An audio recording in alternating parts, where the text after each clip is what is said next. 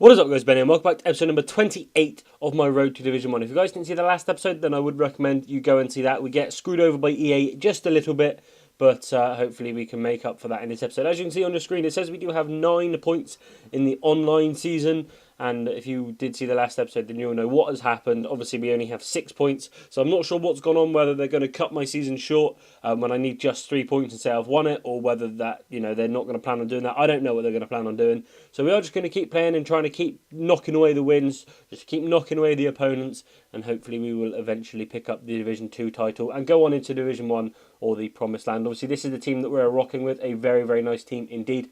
And the first guy we come across has a very interesting side as well. He obviously has the Super Inform upgraded Lacazette. He has the upgraded Inform Balassi, obviously with the skill upgrades as well. And then he's got Lucas for the little bit of pace. And then he's got Matuidi and Ramirez, my two most hated CDMs in the game, because they're just so OP, it's unbelievable.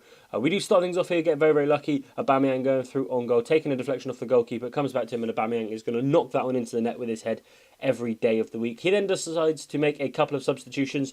Of course, it is Sergio Ramos and Gareth Bale. Now, whether it's the normal Sergio Ramos, the man of the match Sergio Ramos, the team of the year for Sergio Ramos, I don't know. All I know, it is a Sergio Ramos, but it doesn't seem to make the slightest bit of difference as we go through on goal with Pierre-Emerick Aubameyang, and we knock it into the net yet again. He has a very, very interesting corner technique here. Now, I've never seen this one actually work. Obviously, to the short guy, straight to the edge of the box. This one-touch pass in, straight into Gareth Bale, who puts that one into the net. And I was a little bit scared, I'm not going to lie. 2-1, and he was pushing really, really hard. I actually gave him another chance, but he missed it. And then he decided to charge his goalkeeper out. And Aubameyang is living that chip life.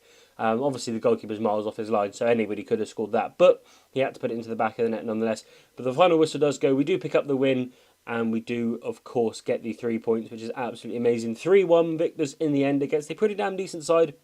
Worth a lot more than my side, but also, obviously, as we have seen time and time again in this series, the squad doesn't really matter that much. It helps, but at the end of the day, if you're miles better than the opponent, you are going to win no matter what team you have. Obviously, as we can see there, Aubameyang picking up the Man of the Match award. I think he had all 3 goals yet again, which is just madness. He's just performing for us. He's coming up big. He's coming up Millhouse at the minute. So hopefully he can continue to do that throughout the rest of Division 2. And I'm actually quite gutted that I've used him in Division 2, because now I don't get to use this squad in Division 1. So I have to think of another ridiculous side for Division 1. But, we'll be thinking about that as we go through this division. I think I've got a couple of squads in mind, but we'll have to see how things go with player prices and whether I can actually sell any of these players and all that sort of stuff. We'll have to see how it goes. As we can see, I'm just going through a little mid-episode player stats. As we can see, Götze isn't really doing a huge amount for the side.